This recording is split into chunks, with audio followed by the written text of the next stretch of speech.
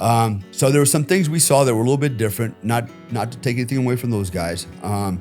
Maybe that was an exception, not the rule. But the general feeling is we're probably operating at a whole different level. So there, like I said, there is overlap, right? It's not only SEALs do water and only Delta does this. It's like no, there's actually some overlap, But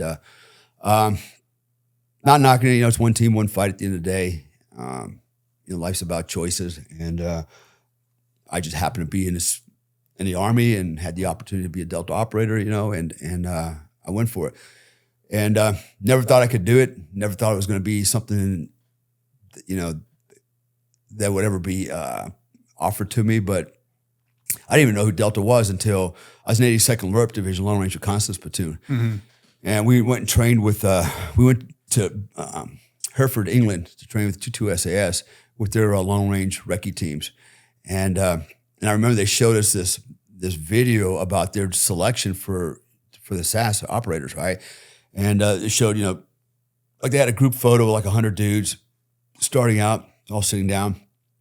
Then they showed the video of them going through the mountains, the Beacon Birkins and things like that. And then every day they drew little red X's across guys' faces that didn't make it, And at the end, there's like, 5 guys left with no X's on their faces. And I go, damn, what was that all about? It's pretty tough, right? And so then I found out we had the equivalent of that, I was going to say, do you look at SAS as a like 1-to-1 equivalent if we had to take, or how do you think those two differentiate themselves? I've trained with them.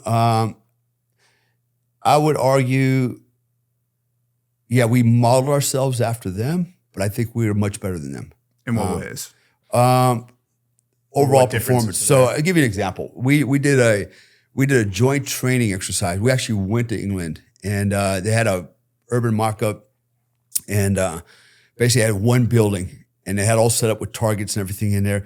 And so what happened was they sent one of their squadrons to clear the building first, right? After they cleared it, then we went and cleared it also, right? So we hit the target twice. They hit it the first time, we hit it the second time. Well, when we go through the second time, we're looking at all their shots and like, holy shit, what are they shooting this thing with? Like 12 gauge shotguns, burst shot, because there are bullets everywhere, man. They're not precision shooters. At that time they weren't. And so we kind of walked out and go, damn, we're very surgical in our shots. We have to be, you got to be able to print your rounds where you want them, in the heart, in the head, and not all over the damn body, So there were some things we saw that were a little bit different, not to take anything away from those guys. Maybe that was an exception, not the rule, but the general feeling is we're probably operating at a whole different level. Probably because one, Delta has an unlimited budget. We got so much money, or they had so much money, we could buy every bell and whistle that we wanted, equipment, so that went a long way to enhancing the unit's capabilities. We did a lot of research and development. A lot of things you see today in the military, not just the U.S. military, but now foreign militaries, all had its genesis in Delta.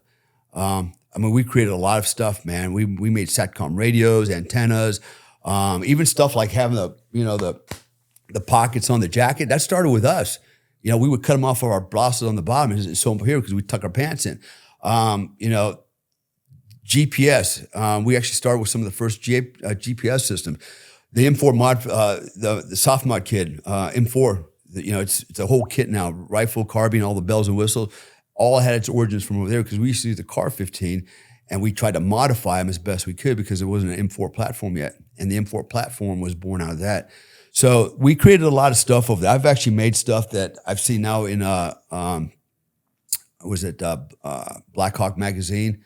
It's like, man, I made that, And so, we just invented a lot of stuff, and suddenly it found itself in Black Hawk magazine, and somebody else was making money off of it, It's kind of funny, but to me, like I said, Delta is the premier counter-terrorist unit in the world, hands down. It's not because just all the equipment and the money. It's because the type of guys that are selected, the right guy. Yeah. And guys that are relatively smart, they're problem solvers.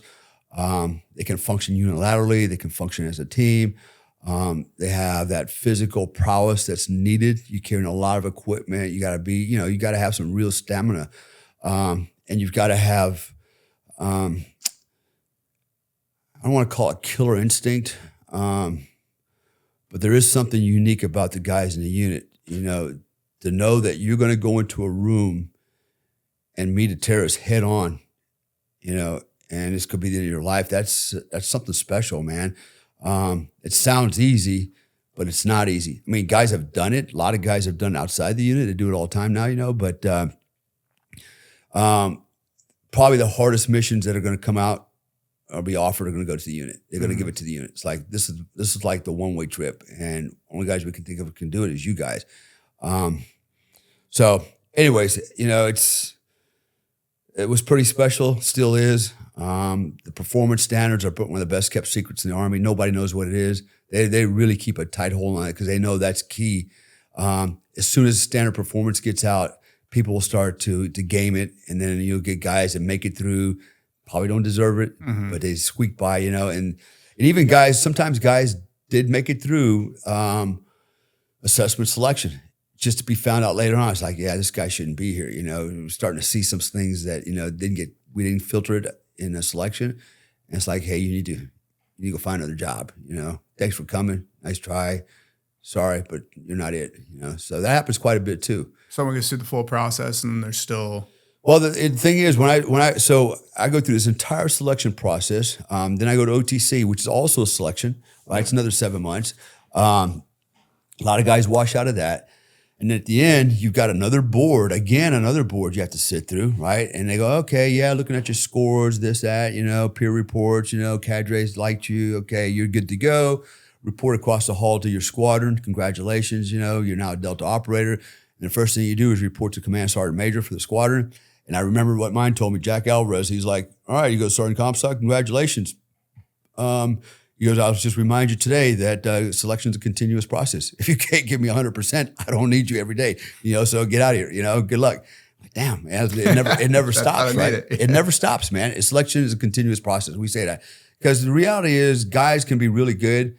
You hit your peak, and then life kick sets in. You know, you have, you know, marriages, you have kids, you have other problems that, you know, you weren't ready for, and you got to deal with, you know, life issues, personal issues, and professional issues, you know, and unfortunately, it's hard to keep those separate. You know, they overlap, and that will affect your performance. I mean, if you're having trouble at home, look, I've been down that road. You're having marital problems. Your wife leaves you, and you're a single parent. You know, as a Delta operator, it gets kind of challenging, right? How are you going to be a single parent, you know, and be a Delta operator? You know? And I can tell you from personal experience, it doesn't work out very well, very long. But again, that's life, right? And so